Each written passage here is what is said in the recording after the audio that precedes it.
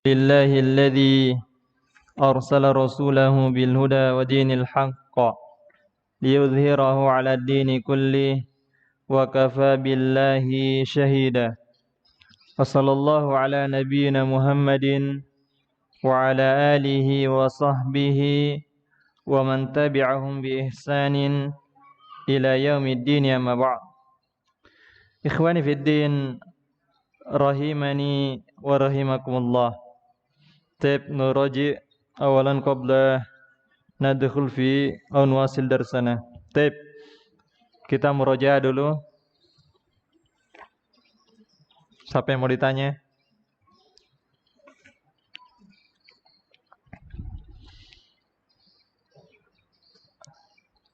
Apa hukumnya sholat berdiri? Sholat dalam keadaan berdiri apa hukumnya? Sunnah apa makruh? Wajib. Wajib. Kalau Ustaz kan nanyanya rukun apa makruh? Saya punya pengarang kitab Mukhtarat itu namanya Ustaz Aun. Subhanallah. Dia kalau mau nanya seseorang, jangan pilih yang diberikan pertanyaannya. A atau B, jangan. Pilih yang lain. Nanti dia yang lainnya jawabannya. Seperti itu. Biar memutar pikiran kita, berarti dia tuh menjawab benar-benar paham. Nah, tape. Boleh nggak sholat duduk? Saiful, kemarin hadir nggak? Tape. Boleh nggak sholat dalam keadaan duduk? Terima kasih, Pak. Ya? Boleh apa tidak? Boleh. Boleh apa tidak? Katanya tadi berdiri wajib. Kok boleh duduk?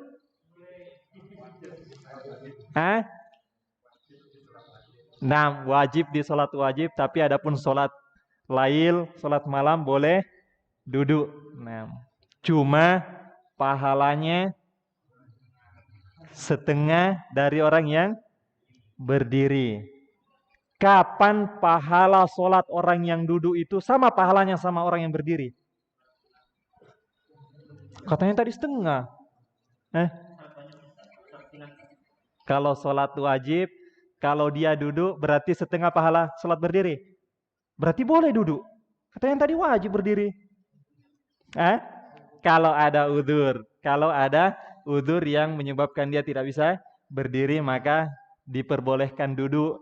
Hanya saja kalau, siapa yang bisa merinci? Kalau sakitnya itu memungkinkan dia berdiri cuma berat, maka pahalanya setengah yang berdiri. Tapi kalau tidak memungkinkan dia untuk berdiri, tidak bisa sama sekali. Tidak bisa sama sekali. Bukan karena berat, tidak bisa sama sekali. Maka pahalanya sama dengan orang yang berdiri karena ada udzur. Fattaqullaha mastata'tum. Haki kemarin hadir nggak? Jadi jangan ditanya ya.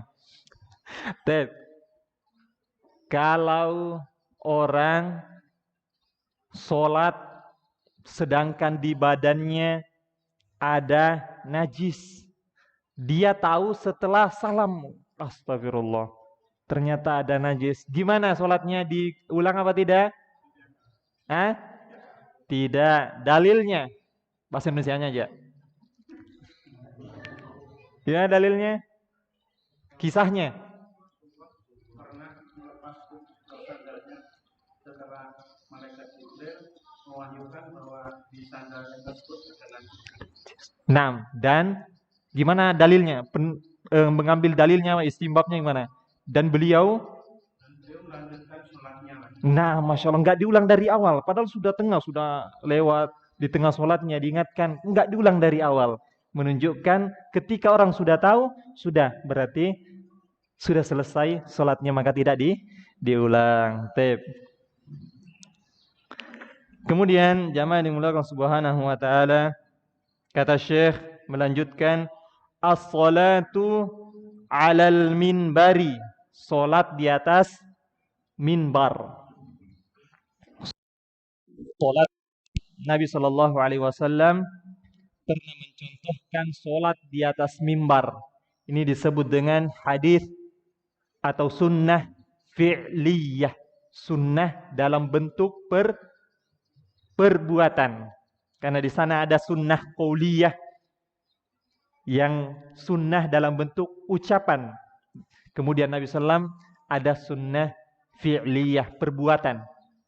Menunjukkan bahwasanya bagaimana Nabi Shallallahu Alaihi Wasallam sangat semangat mengajarkan umatnya, tidak hanya di ucapan, bahkan di perbuatan. Dan terkadang dengan perbuatan ini jauh lebih mengena. Ada ustadz, masya Allah, nyampain terus gini. Kita lihat kok nggak ada dia kayak gitu. Kurang ya? Kurang. Tapi coba kalau ustadznya nyampaikan habis itu diamalkan, wah memang mantap ini. Ingat kisah ketika kaum muslimin dihalangi untuk masuk Mekah haji. Dihalangi oleh orang-orang musyrikin kafirin. Gak boleh. Kalian gak boleh haji tahun ini. Para sahabat sudah bawa hadyunya, sembelihannya, tapi dihalangi. Bahkan buat perjanjian Hudaybiyah. Perjanjian Hudaybiyah, nah. Perjanjian yang terkadang secara zahir ini merugikan kaum muslimin. Akhirnya Rasulullah Shallallahu Alaihi Wasallam menerima perjanjian tersebut, nyuruh para sahabatnya, ayo tahun kini kita nggak jadi haji, dah semuanya sembelihannya. Nggak ada para sahabat yang mau melakukannya. Bukan karena membangkang sama Rasulullah, bukan karena nggak taat sama Rasulullah, bukan. Kata para ulama, para sahabat nunggu wahyu. Kalau saja ada turun wahyu nanti sebagai perintah, ayo tetap kalian untuk haji. Sampai Rasulullah keluar, kok nggak ada yang mau dengar. Masuk Rasulullah. Diingatkan sama siapa? Ummu Salamah. Iya, Ummu Salamah. Rasulullah, ini kalau bahasa kita nggak usah ribut, nggak usah ini, langsung keluar sembelihanmu, minta tukang cukur rambutmu. Ketika Nabi Shallallahu Alaihi Wasallam lakukan, sudah para sahabat langsung sudah berburu, sudah perbuatan. Kenapa? Para sahabat sudah tunduk, sudah buktinya Nabi sudah nyembeli anunya, sudah potong rambut, sudah nggak turun wahyu, sudah ini sudah perintah Allah, sudah sami'na wa ta'na. Bukan berarti para sahabat tidak mau mengikuti perintah Nabi Shallallahu Alaihi Wasallam. Ini contoh bagaimana perbuatan itu memberikan pengaruh yang luar biasa. Hanya saja kalau ada dua dalil yang kelihatannya bertentangan antara sunnah fi'liyah dan sunnah qauliyah, maka biasanya para ulama cara menguatkannya diantaranya adalah lebih menguatkan sunnah qauliyah. Kenapa? Karena ada sunnah fi'liyah itu adalah termasuk kekhususan Rasulullah. Kekhususan Rasulullah SAW, sehingga adapun ucapan langsung disampaikan. Nah itu perintah Rasulullah langsung. Adapun perbuatan Rasulullah bisa jadi itu adalah khususiyah, kekhususan Rasulullah Sallallahu Alaihi Wasallam. Contoh kekhususan Rasulullah. Siapa yang tahu? 6. Punya istri lebih dari 4. Kalau kita kan nggak lebih dari 1. Iya. Nah, istrinya lebih dari 4. Ketika seorang masuk ke dalam Islam, punya istri berapa? 8. Maka kata Nabi Shallallahu Alaihi Wasallam, pilih 4 dan ceraikan 4, karena di dalam Islam cuma 4. Adapun Rasulullah SAW itu adalah kekhususan Rasulullah Shallallahu Alaihi Wasallam yang memang memiliki kekuatan yang jauh lebih kuat dibanding umatnya. Taib. Wa sallallahu alaihi wasallam marratan. Nabi sallallahu alaihi wasallam pernah salat alal mimbari, di atas mimbar. Wa fi riwayah, dalam riwayat, annahu dzu salasi darajat. Mimbarnya Rasulullah memiliki salasu darajat, memiliki 3 tingkat. Kalau ke mimbar kita ini berapa nih? 6. Memiliki 3 tingkat. Memiliki 3 tingkat. Dan mimbar kita itu, mimbar Rasulullah seperti ini, Pak. Dalam artian bukan yang bentuk podium. Kenapa? Ada yang bisa jawab? Kalau bentuk podium, bisa Bapak gambarkan kalau dia sholat? Terus mundur. Nyangkut dia, nggak bisa. Nah, kita sebutkan tata caranya. Faqama alaihi, maka Nabi sallallahu alaihi wasallam berdiri salat, fakabbara, kemudian takbir. Bapak yang dulu tanya tentang melafadzkan niat, sekali lagi ada lagi hadisnya, langsung takbir. Fakabbara. Dan akan kita sebutkan nanti. Fakabbara, langsung takbir, wa kabbaran nas wara'ahu. Kemudian manusia semuanya juga ikut takbir. Karena kalau imam takbir, idza kabbarul imam fakabbiru. Apabila imam sudah takbir, sudah semuanya juga ikut takbir. Enggak boleh nunggu. Sebentar dulu. Biarkan imamnya dulu tenang baru kita takbir juga. Kecuali ada maslahat yang jauh lebih besar. Contoh, sebagai seorang musyrif yang mengasuh anak-anak, ketika anak-anak ditertibkan dulu, kadang dia tunda. Dia nungguin anak-anak semua. Soalnya kalau dia langsung duluan takbir, apa? Anaknya keluyuran semua. Tidak bisa diawasin sama dia. Bahkan kadang ditunda sampai 1 rakaat. Dia ngawasin. Banyak kadang anak pinter-pinter juga. Dia nunggu, oh musyrifnya sudah takbir, baru dia. Karena sudah takbir kan nggak bisa sudah dia batalkan sholatnya. Jadi ada maslahat. Namun jika tidak ada maslahat, asalnya apabila imam sudah takbir, fakabbiru, maka semuanya bertakbir. Semuanya bertakbir. Wa huwa 'alal minbari, dan Nabi sallallahu alaihi wasallam di atas mimbar. Tsumma raka'a, kemudian ruku'. Wa huwa 'alaihi, Nabi sallallahu alaihi wasallam di atasnya, yakni ruku' di atas mimbar. Takbir di atas mimbar, ruku' di atas mimbar. Tsumma rafa'a, kemudian mengangkat, apa namanya?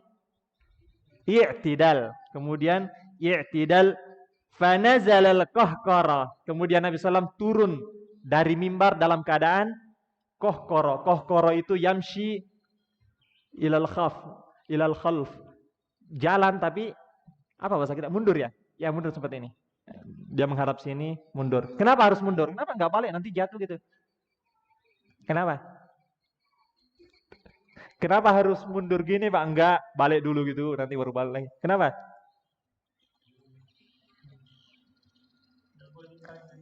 Iya, karena lagi sholat ini. Harus menghadap kiblat, harus menghadap Ka'bah. Enggak boleh membelakangi Ka'bah, jadi dia mundur. Demikian. Hatta sajada fi aslil minbari. Sampai beliau sallallahu alaihi wasallam mundur, kemudian sujud di lantai, di bawah mimbar. Di bawahnya mimbar. Tsumma 'ada, setelah sujud kemudian duduk di antara 2 sujud sampai berdiri, baru maju lagi, kembali lagi maju ke depan, salat lagi di atas mimbar. 6 seperti itu. Fa sana'a fiha kama sana'a fi rak'atil ula. Kemudian Nabi sallallahu alaihi wasallam mengerjakan rakaat yang kedua sebagaimana dia kerjakan pada rakaat pertama. Sudah bisa tahu gambarannya? Insyaallah ya. Takbir di atas mimbar, ruku di atas mimbar, kemudian setelah i'tidal mundur sujud. Seperti biasa sudah dibawa. Karena dia nggak bisa sujud di sujud di atas mimbar. Habis itu setelah berdiri maju rakaat pertama. Saya katakan tadi, makanya mimbarnya Rasulullah bukan podium. Kau bayangkan kalau Rasulullah mundur. Mau di mana? Masa lompat? Tidak. Makanya mimbarnya Rasulullah seperti ini. Mimbarnya Rasulullah terbuka di depannya. Wallahu taala alam bissawab. Hatta faragha min akhir salatihi, sampai Nabi sallallahu alaihi wasallam selesai dari salatnya. Tsumma aqbala 'alan nasi faqala. Kemudian setelah selesai salat menghadap ke manusia. Menghadap ke manusia. Faqala, kemudian Nabi sallallahu alaihi wasallam bersabda, "Ya ayyuhan nas, wahai sekalian manusia, inni sana'tu hadza." Saya sungguh melakukan ini, lita'tammu bi, agar kalian memperhatikanku, walita'allamu sholati, agar kalian mempelajari solatku. Sekali lagi, wajib kita solat sebagaimana solatnya Rasulullah Sallallahu Alaihi Wasallam. Sampai Nabi Sallallahu Alaihi Wasallam solat di atas mimbar demi itu, mengajarkan kepada kita bagaimana solatnya Rasul seperti apa sih? Mungkin kalau di belakang nggak terlalu kelihatan, di tempat yang tinggi, di tempat yang tinggi, agar bisa disaksikan semuanya oleh manusia bagaimana solatnya Rasulullah Sallallahu Alaihi Wasallam. Hadis ini diriwayatkan Imam Al-Bukhari dan Al-Imam Muslim. Kemudian kata Syekh, wasutratu wa wujubuha. Ini pembahasan berikutnya. Sutrah, wasutratu wa wujubuha. Sutrah dan wajibnya. Berarti Syekh memandang sutrah itu hukumnya wajib. Apa itu sutrah? Apa jamaah? Ya? Iya, meletakkan pembatas di depannya. Sehingga ada batasan dia solat ini ada batasnya, sehingga ada orang lewat di depannya sana dilihat pembatas maka tidak mengapa, ada pembatasnya. Nah, ini mengambil pembatas. Kenapa? Semuanya demi menjaga kekhusyuan. Semuanya demi menjaga agar tidak ada sesuatu yang membuat seseorang itu rancu ketika sholat, terganggu. Bayangkan kalau kita sholat, ada orang lewat-lewat depan kita. Mungkin tadi bacaannya jadi lupa, sering ada yang lewat.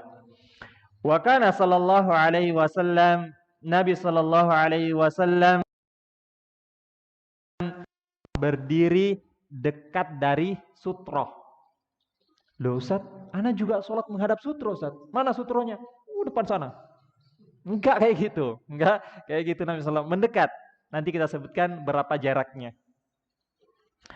Fakana bainahu, maka antara dia wa bainal jidari, antara Rasulullah sallallahu alaihi wasallam dengan jidar, dinding atau sutroh yang atau dinding ini yang dijadikan sutroh. Gimana ukurannya? Salasatu azra. Salasatu azra, ada 3 dhira. Apa dhira? Ukuran apa dhira? Ya, ini sampai sini itu namanya dhira. Kalau ini?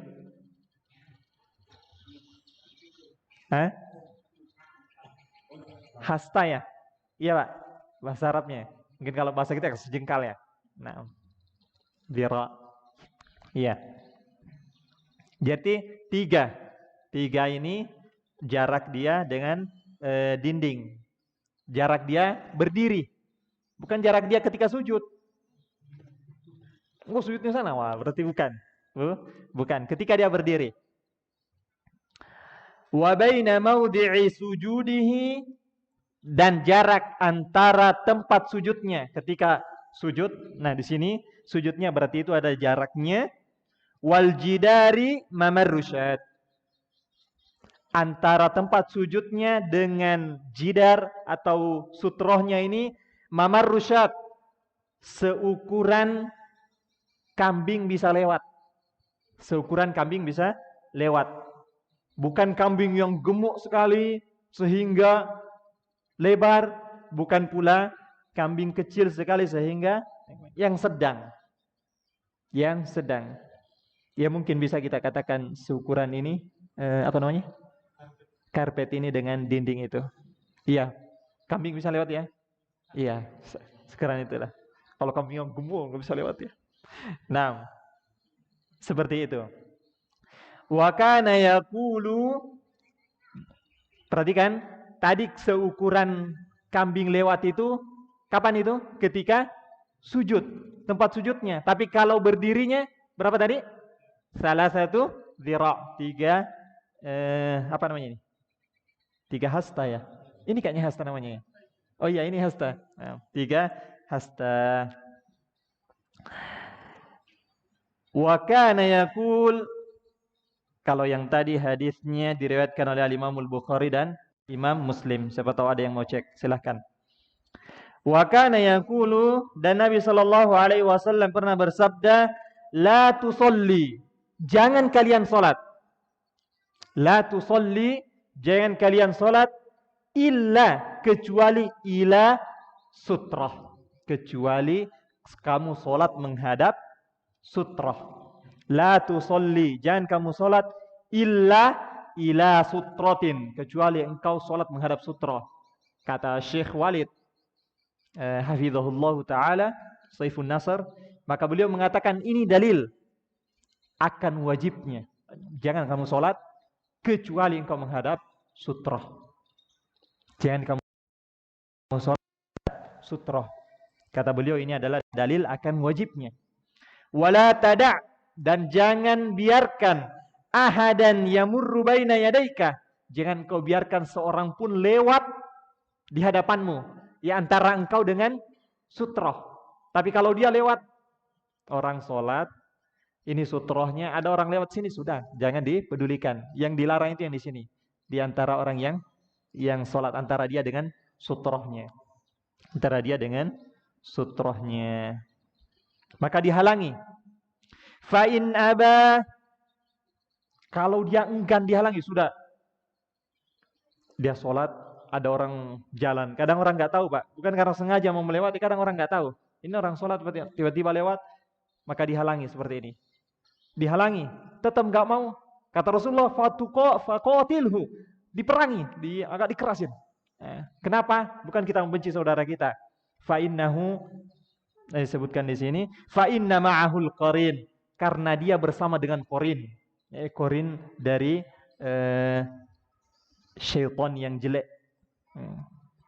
Dia ingin membuat saudara, karena syaitan itu Pak, hakikatnya nggak bisa secara langsung menyakiti orang, itu nggak bisa secara langsung, tapi dia dengan makhluk yang lainnya. Makanya dia merasuki orang biar ngamuk-ngamuk. Kalau dia ngamuk-ngamuk sendiri, nggak usah peduli, nggak dengar kita, nggak tahu kita, biarin aja. Tapi dia masuki orang, dia merasuki binatang dan seterusnya. Itu syaitan. Sehingga kita nggak perlu takut kepada mereka. Inna kaida syaitani dhaif, sesungguhnya tipu daya syaitan itu sangatlah lemah. Wa yaqulu, dan Nabi sallallahu alaihi wasallam pernah bersabda, idza shalla ahdukum ila sutratin, apabila kalian salat, salah seorang di antara kalian salat menghadap sutra, falyadnu minha, dia mendekat dengan sutra. Maksudnya apa? Mendekat gimana ini? Seukuran yang tadi, seukuran yang tadi, sehingga nggak alasan, kamu kok sholat di situ, kok nggak ada sutrahnya, oh sana depan. Maksudnya mendekat seukuran yang tadi, seukuran yang sudah kita sebutkan. Falyadnu minha la yaqta'u syaitanu alaihi salatahu, sehingga apa? Syaitan tidak memutus salatnya, karena syaitan ini mampu memutus salat orang ketika dia tidak memakai sutra, minimal mengurangi paha. Kalau gitu Bapak, apa hukumnya sholat ini biasanya diamalkan tahu tentang sutra? Sholat di dinding sana Pak, dia jauh dari sini tapi dia melekat di dinding sana. Kata dia kan orang nggak bisa lewat di sini, mau lewat mana dia? Lompat ke jendela, jendelanya terkunci. Masa mau nabrakin dia di tembok? Kan nggak bisa. Gimana hukumnya? Apa itu termasuk sutra apa tidak? Bukan. Kata Syekh Walid, bukan. Kenapa? Karena yang mampu mengurangi pahala sholat kita, mampu membatalkan sholat kita, bukan hanya manusia. Syaitan. Syaitan lewat di situ. Iya. Syaitan lewat. Bisa paham ya? Nah, kadang kita itu karena dia udah tahu sutra, kalau ya sama aja kan, kalau di sini aku sholat sama di sana mau lewat mana orang? Mau ngapain dia di tembok gitu? Nggak bisa lewat dia. Tapi syaitan Bapak, bukan hanya manusia, tapi dari syaitan dari kalangan jin. Bisa dipahami ya? Nah, wa kana ahyanan, dan Nabi sallallahu alaihi wasallam terkadang yataharra salata 'inda al-ustuwanati allati fi masjidihi. Nabi sallallahu alaihi wasallam kalau mau sholat, dia nyari ustuana, tiang masjid. Kemudian dia sholat di belakang tiang. Dia jadikan tiang ini sebagai sutrohnya, Kalau kita nggak ada tiangnya, Pak ya? Ya, nggak ada tiang tengahnya maksudnya.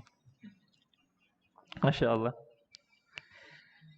Dan eh, Bapak yang beliau subhanahu wa ta'ala, sutra ini bukan khusus masjid yang kecil. Oh berarti kalau masjid kabir, masjid besar itu berarti nggak wajib. Nggak wajib. Tetap, kata Syekh nggak ada perbedaannya. Lihat di catatan kakinya di bawah. Qultu wa sutratu labudda minha. Sutroh itu harus lil imam, bagi imam. Kenapa? Ya kalau makmum itu sutrohnya siapa? Iya, sutrohnya imam. Maka yang wajib adalah imam. Wal munfarid, orang sholat sendirian. Nah, walau fil masjidil kabir, meskipun di masjid yang besar. Qala Ibnu Hani fi masailihi 'anil Imam Ahmad. Ro'ani Abu Abdullah.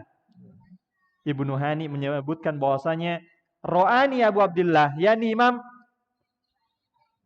Abu Abdullah yaitu Imam Ahmad pernah melihatku. Yauman, pada suatu hari, wa ana usolli, saya salat, wa laisa baini yadai sutrah, di hadapanku aku enggak pakai sutra ketika itu aku salat. Wa kuntu ma'ahu fil masjidil jami', dan aku ketika itu berada di masjid jami', masjid besar. Masjid besar. Faqala li, maka dia berkata kepadaku, siapa yang berkata? Imam Ahmad. Faqala li, Imam Ahmad berkata kepadaku, istatir bi syai', pakai sutra, sesuatu dari sutra, ambil sesuatu untuk kamu jadikan sutra. Fastatartu birojulin, maka aku pun mengambil sutra orang, yakni aku sholat di belakangnya orang, ada orang duduk, dah aku sholat di belakangnya, Qultu fa fi isyarah, kata Syekh Albani rahimahullah taala, di dalam pembahasan ini ada isyarah, ada isyarah minal imam, dari Imam Ahmad, ila annahu la farqa baina ittikhadil sutrah bainal masjid shaghir wal kabir. Enggak ada perbedaan antara masjid besar dan masjid yang kecil untuk menjadikan sutrah. Sampai beliau di sini mengomentari wa huwal haq, dan inilah yang benar. Wa hadza mimma khalla bihi jamaahirul musallina, dan inilah yang banyak dilalaikan, terlupakan oleh kebanyakan orang-orang yang salat, min a'immatil masajid, dari imam-imam masjid, wa ghairihim, dan yang lainnya, fi kullil bilad, dalam berbagai negeri. Bahkan beliau mengomentari, misalkan di masjid apa? Di Makkah. Memakai sutra. Taib. Wa kana, dan Nabi sallallahu alaihi wasallam dahulu idza shalla fi fadha, apabila dia salat fadha, apa itu? Di gurun pasir, di Sahara gurun. Pokoknya di padang pasir lah. Laisa fihi syai'un yastatiru bihi. Enggak ada sesuatu yang bisa dijadikan sutra. Iya, nyari pohon di padang pasir atau nyari rumah, enggak ada padang pasir. Enggak ada. Karena dia pun enggak punya sesuatu. Daraza baina yadayhi harbah, maka Nabi sallallahu alaihi wasallam menancapkan apa? Tombak atau tongkat. Tancapkan, kemudian beliau salat menghadap tongkat tersebut. Fa shalla ilaiha wan nas wara'ahu, kemudian Nabi sallallahu alaihi wasallam salat menghadap tombaknya sebagai sutra tersebut, dan manusia salat di belakang Nabi sallallahu alaihi wasallam. Wa ahyanan, dan terkadang Nabi sallallahu alaihi wasallam yu'arridu rahilatahu. Yu'arridu, dia apa namanya? Dengkur, di apa namanya? Di untanya itu, di atau ya untanya di apa namanya, Pak? Diturunkan gitu, Pak. Iya? Iya, pokoknya itulah. Tapi nggak pakai kursi kan ya, hanya didudukkan aja gitu di bawah. Nah, falyusalli ilaiha, kemudian Nabi sallallahu alaihi wasallam salat menghadapnya, yakni menghadap untanya. Wa hadza khilafus salati fi a'tanil ibil. Dan ini berbeda solat di kandang unta. Kalau di kandang unta ada hadis larangannya. Loh, terus Rasulullah kok menghadap unta solatnya? Siapa yang bisa jawab? Dilarang solat di kandang unta. Nabi dudukkan untanya kemudian solat menghadapnya. Beda Pak ya? Beda. Yang dilarang bukan menghadap untanya, tapi solat di kandang unta. Solat di kandang unta. Kenapa Bapak? Ya? Bukan. Karena keyakinan kita bahwasanya al-hayawanat al-ma'kulu lahmu, hewan-hewan yang halal dagingnya dimakan Bapak, maka kotorannya enggak najis. Ada yang tahu? Karena di kandang unta itu ada syaitan. Itu yang dilarang. Nabi Shallallahu Alaihi Wasallam pernah melakukan suatu perjalanan, kemudian mereka singgah sampai tidur malam di tempat seperti itu. Ada yang tahu nggak kandang unta itu seperti apa? Jangan mikir kandang ayam, nggak muat. Seperti apa? Kayak kandang kambing? Bukan. Kayak apa Pak? Iya, itu lembah, lembah keliling itu lembah. Nah, nanti itu digiring ke situ, ke lembah itu untuk menginap. Karena untanya bukan 1 ekor, 2 ekor. Ribuan, ratusan. Oh, berarti kayak semua orang dulu. Bukan. Di sana ada pengembala namanya.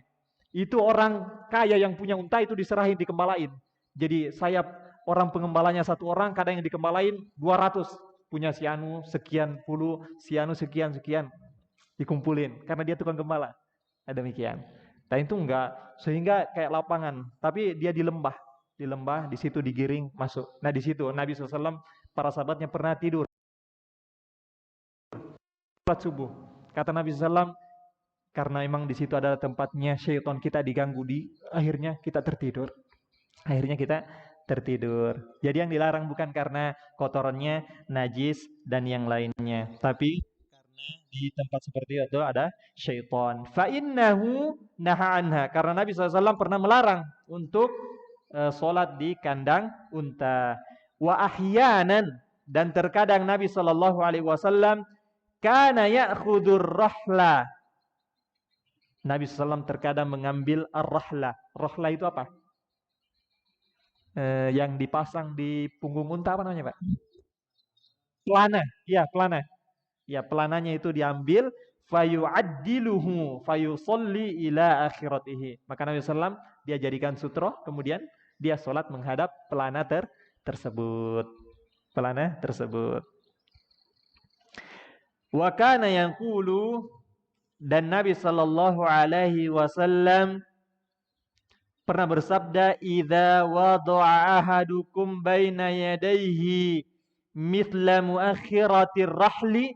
Jika salah seorang di antara kalian sudah meletakkan di depannya muakhiratir rahli, yakni apa tadi? Ar-rahl. Pelana itu ada di belakangnya biasanya kayak tiang-tiangnya itu. Sudah diletakkan seperti itu, fal yusolli, maka dia sholat menghadap pelana tersebut, wala yubali, dan jangan dia hiraukan, gak usah peduli, man marra, orang-orang yang lewat wara'a dzalika. Dia sudah buat sutra, ada orang lewat di sini, sudah gak usah dipeduli. Kita diperintah untuk menghalanginya itu yang di sini. Jangan sampai ada orang lewat di sini. Antara dia dengan sutra. Adapun yang lewat sini sudah. Makanya kita letakkan sutra biar orang bisa lewat dan yang lainnya.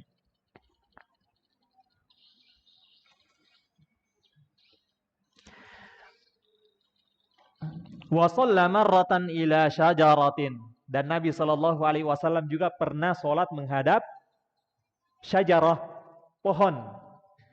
Nanti dilihat lagi orang-orang kafir, kamu nyembah pohon, gitu Pak ya. Kalau kemarin kita menghadap Ka'bah, kamu nyembah Ka'bah. Enggak, kami diperintahkan untuk menghadap Ka'bah, bukan menyembah Ka'bah. Kami menyembah Allah. Kami menyembah Allah. Dan kita harus yakini Pak, kita enggak menyembah Ka'bah. Syariat Allah perintahkan demikian. Makanya Abu Bakar radhiyallahu an, kalau nggak salah, kalau bukan Abu Bakar, Umar, kan kita disyariatkan mencium apa, Bapak? Hajar Aswad ya. Hajar Aswad. Siapa Umar? 6. Maka ketika Umar mencium Hajar Aswad, beliau mengatakan, "Qad alimtu annaka hajar." Sungguh saya tahu kamu ini batu. Laulam ara Nabi sallallahu alaihi wasallam yuqabbiluka ma qabbaltuk. Seandainya aku nggak melihat Rasulullah cium kamu, aku nggak mau cium. Tapi karena ini syariat Allah, ini sunnah Rasulullah. Bukan saya punya keyakinan kamu itu batu yang diagungkan dan seterusnya. Sebagaimana sebagian kaum. Atau kainnya Ka'bah digunting diambil buat apa? Penglaris kah? Pelicin Pak ya? Kalau mau licin pakai sabun.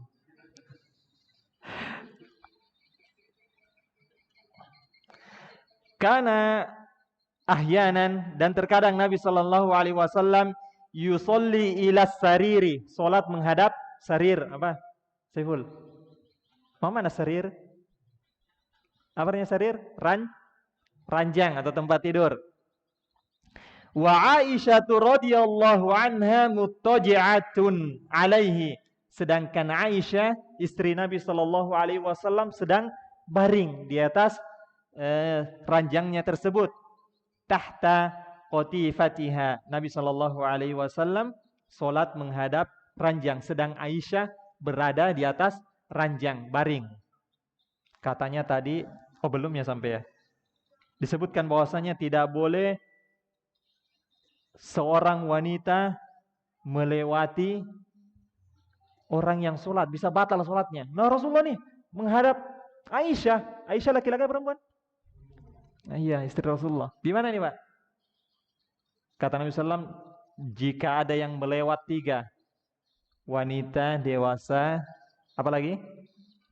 Anjing hitam dan keledai, maka batal sholatnya. Rasulullah menghadap Aisyah. Gimana Pak? Beda antara lewat dengan sholat menghadap wanita.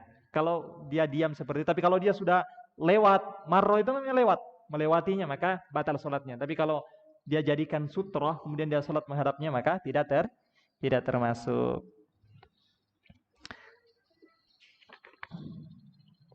Kemudian ada 3 faedah Bapak tentang orang yang tidak, atau tentang masalah sutroh. Kalau orang sholat tidak memakai sutroh, maka bisa, jika ada yang lewat di hadapannya, maka bisa mengurangi pahalanya, bisa mengurangi pahala sholatnya. Itu yang pertama. Itu jika tidak memakai sutroh. Yang kedua, jika lewat yang disebutkan tadi, apa? Wanita dewasa, keledai, dan anjing hitam, maka batal sholatnya. Batal sholatnya. Tapi Bapak, kalau ada orang sholat menghadap sutroh, ada sutrohnya, kemudian lewat daripada yang ini, maka dia tidak batal sholatnya. Itu bagi yang tidak memakai sutroh. Faham ini? Nah, ini bagi yang tidak memakai sutroh. Faham Pak ya? Nah, pentingnya mengambil sutroh. Karena dia sudah menjadikan sutroh, menghalang dia. Ada yang lewat, tapi dia harus berusaha dulu. Cegah. Qadarullah, kadang kita nggak bisa. Kapan itu Pak? Kondisi nggak bisa. Ada anak kecil itu lari laju, kita tahan, terbanting ini. Sudah nggak sholat sudah kita. Ngambilin anak-anak itu nangis. Jangan. Nah, ketika dia laju seperti itu, kita mau tahan pakai apa coba? Siapa yang mau protekkan? Jangan, dia akan terbanting. Jangan. Maka tahan. Tapi kalau dia ada anak kadang laju dia. Nah, jangan. Itu akan membahayakan fisiknya jika kita langsung menahannya.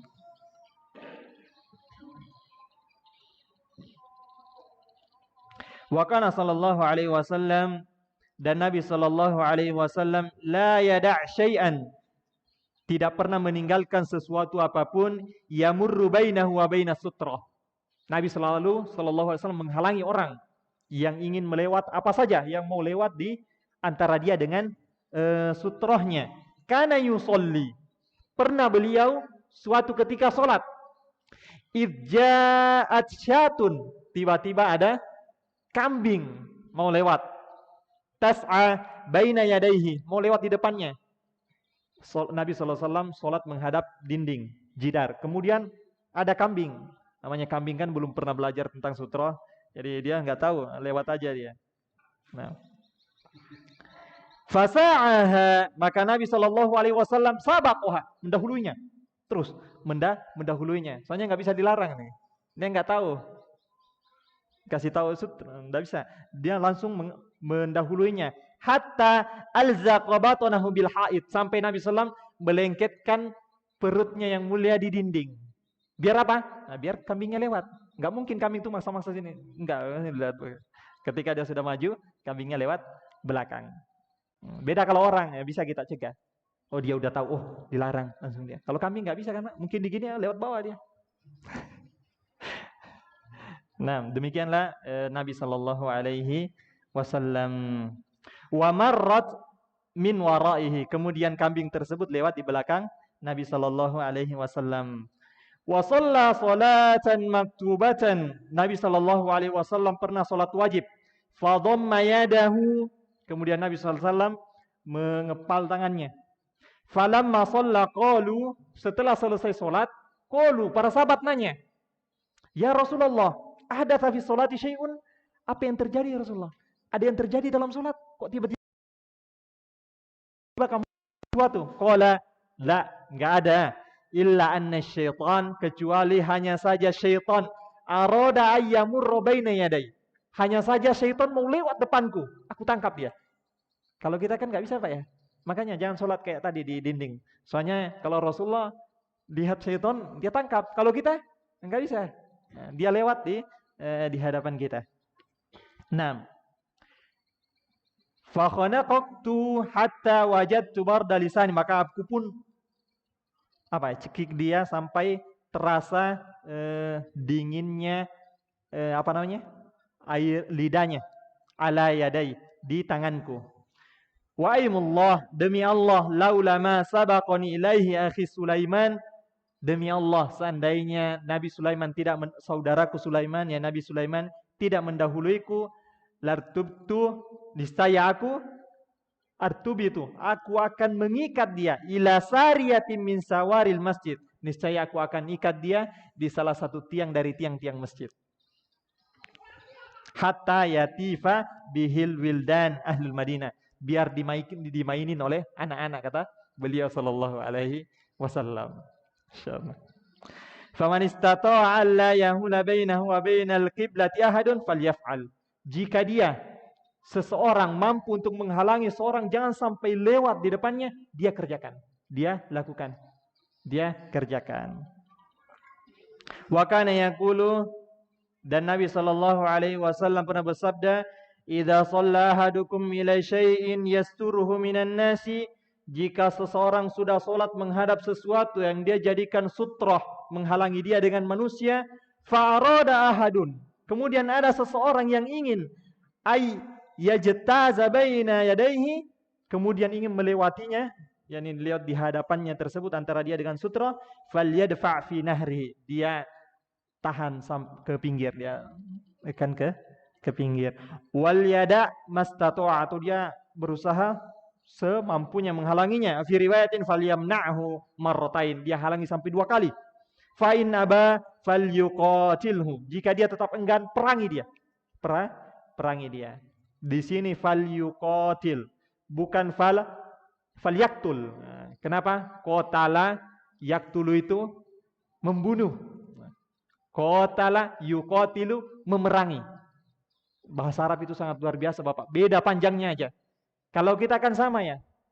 Kamu sudah makan? Kamu sudah makan? Beda, sama.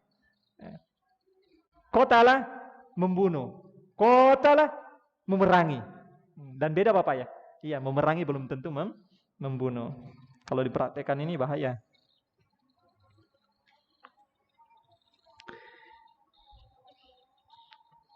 Wa kana yaqulu, dan Nabi sallallahu alaihi wasallam pernah bersabda, "Lau ya'lamul marru", seandainya orang yang lewat itu tahu, baina yadail musalli madza alaihi, seandainya orang itu tahu, yang mau lewat di hadapan orang yang sholat tahu apa dosanya, apa yang sesuatu yang harus dia tinggalkan, apa kewajibannya, maka apa? Lakana ayyakifa arba'ina, lebih baik dia baginya untuk diam arba'ina 40.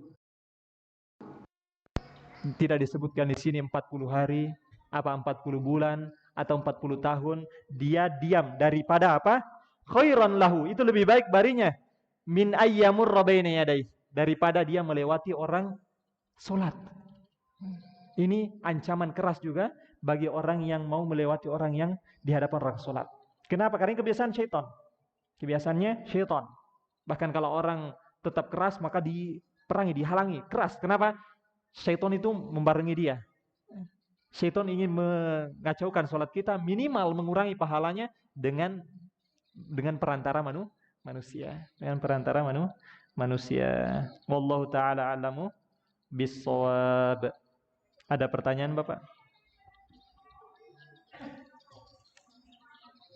Kadang kita sholat itu pakai sutronya teman kita yang itu kita sholat dari yang pindah tempat. Pindah. Pegang, Pak. Iya, kalau demikian, kalau memungkinkan kita untuk melangkah, misalkan dia di sini, kita di situ, selangkah, 2 langkah, 3 langkah, tidak apa-apa. Tapi kalau misalkan kita di sana tuh, di belakang banget, terus kita jadikan sutroh, ada yang pindah, karena dikhawatirkan itu bisa membatalkan sholat kita. Karena memang tidak ada penjelasan bahwasanya dibatasi gerakannya, kalau lewat dari 3 kali berarti batal sholatnya. Tidak.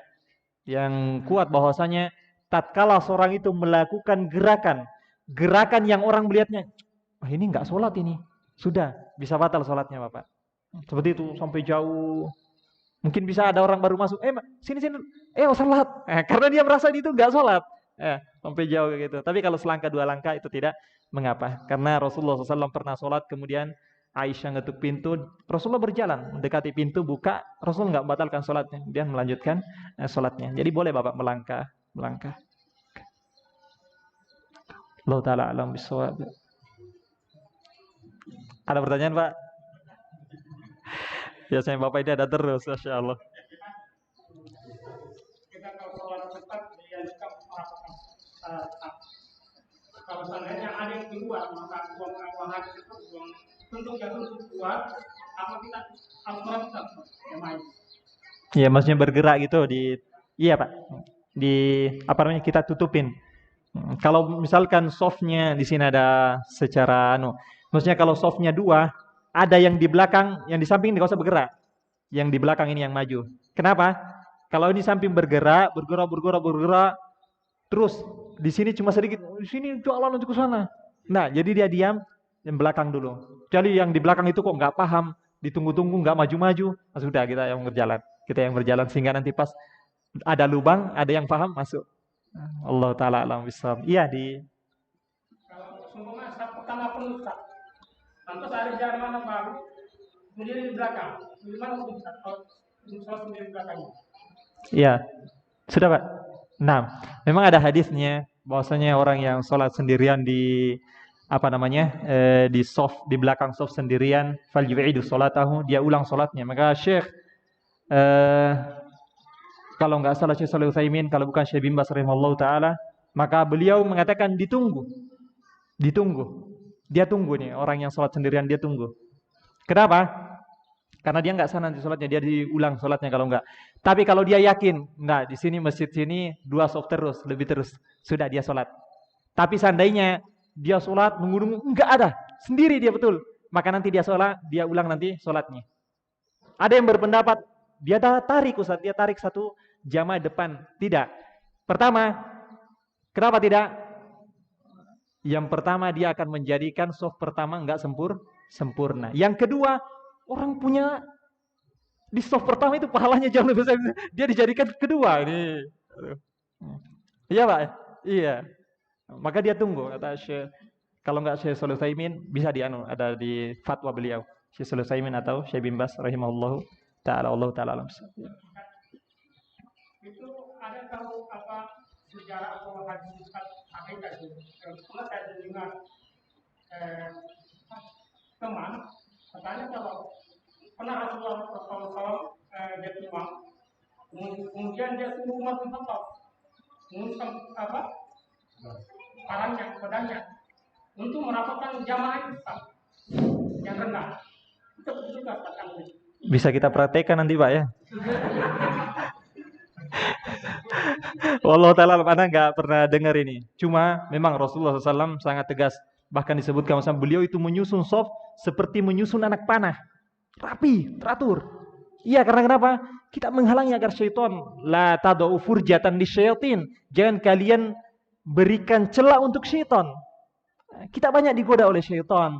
Dibisiki oleh syaitan ketika karena direnggangkan. Kita buatkan dia tempat untuk di situ.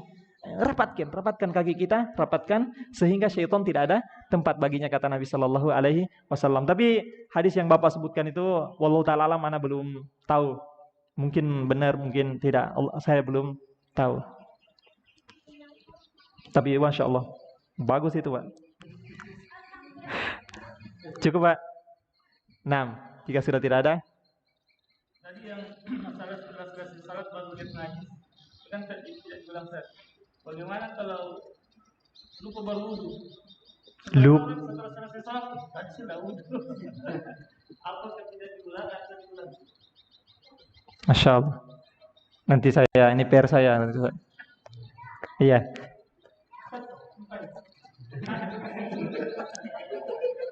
Kalau mandi junub, itu termasuk wudu. Iya. Mandi junub, apakah termasuk wudu? Sudah Pak. 6. Ya, di dalam mandi junub itu sini belum jelas ini. Nanti ada tata caranya. Secara ringkas saja. Iya. Secara ringkas mandi junub itu Pak ada wudu di dalamnya. Ada wudu. Pertama dia bersihkan tangan, dia niat dulu untuk mandi besar, kemudian dia cuci tangannya. Ini ringkas saja. Cuci tangannya. Kemudian habis itu dia cuci tangannya, dia bersihkan kemaluannya. Demikian dia bersihkan badannya yang kena kotoran tersebut, mani tersebut, dia bersihkan semua sisi-sisinya pakai sabun. Kalau dahulu Nabi dia gosok-gosokkan tangannya di dinding atau di lantai yang kasar biar hilang. Kalau kita sekarang pakai sabun, bersihkan. Habis itu selesai dibersihkan pakai sabun, cuci ini kemaluan sudah, tangan kita dicuci lagi, kemudian wudu. Kaudu ili sholat, seperti wudu mau sholat, kecuali kaki, jadi sampai kepala berarti. Kaki diakhirkan, habis itu dia ngambil air, diciduk seperti ini kaki kanan, kemudian diusapkan pakai sebelah kanan, ciduk lagi, ini dalam Sahih Bukhari. Kiri demikian, baru diambil 2 kali, kepalanya kemudian di sela-sela seperti ini sampai meramas semua air di dalam kulit kepala, kemudian dia siram kanan, kemudian sudah dia mandi kayak biasa pakai sabun dan seterusnya. Nanti terakhir sebelum itu dia siram, kemudian dia ratakan semuanya Pak, semuanya badannya yang bisa dia sentuh dia gosok semuanya, dalk namanya. Kemudian setelah itu dia mandi seperti biasa. Nah terakhir nanti pindah di tempat yang lain, dia cuci kakinya. Berarti sudah ada wudunya Bapak. Sudah ada wudunya. Kecuali tinggal kakinya tadi kan mandi. Oh karena dingin, pipis lagi Pak. Biasanya kayak gitu. Iya, biasanya kayak gitu. Ya sudah, berarti nanti setelah nanti mandi, dia wudu lagi. Karena batal. Tinggal kaki kata dia. Dingin. Allah Ta'ala alam bisawab. Cukup Bapak ya? Nah, kita tutup dengan doa kafaratul majelis. Subhanakallahumma bihamdika asyhadu an la ilaha illa anta astaghfiruka wa atubu ilaik. Assalamualaikum warahmatullahi wabarakatuh.